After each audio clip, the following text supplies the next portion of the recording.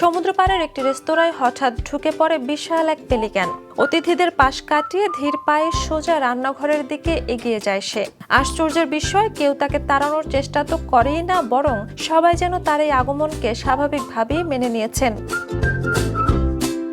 Viral ভিডিওতে দেখা যায় পেলিক্যানটি একেবারে নিয়মিত অতিথির মতো রেস্তোরাঁয় হেঁটে বেড়াচ্ছে।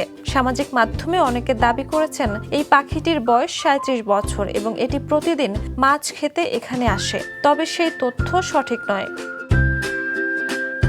ঘটনাটি সাইপ্রাসের পাফোস হারবারে অবস্থিত দ্য পেলিক্যান রেস্টুরেন্টের। এখানকার পেলিক্যানদের সঙ্গে রেস্তোরাঁটির সম্পর্ক কয়েক দশকের। তবে ভাইরাল ভিডিওটি বর্তমান একটি পেলিক্যানের, যা প্রতিদিনের মতো মাছের ভাগ নিতে রেস্তোরাঁ এসেছিল। আর ৩৭ বছর বয়সের দাবি করা হলেও সেই বিখ্যাত পেলিক্যান কোকোস ২০২১ সালে প্রায় ২৫ বছর বয়সে মারা যায়। ভিডিওটি ছড়িয়ে পড়ার পর নেটিজেনরা মজা করে বলছেন, এটি কোনো সাধারণ অতিথি নয়, রেস্তোরাঁর ভিআইপি কাস্টমার। স্থানীয়দের কাছেও পাখিটি এখন এক পরিচিত মুখ, আর পর্যটকদের জন্য এটি বাড়তি এক আকর্ষণ।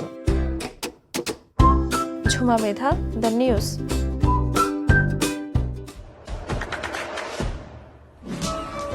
দেশে দেশে সবার সাথে দ্য নিউজ।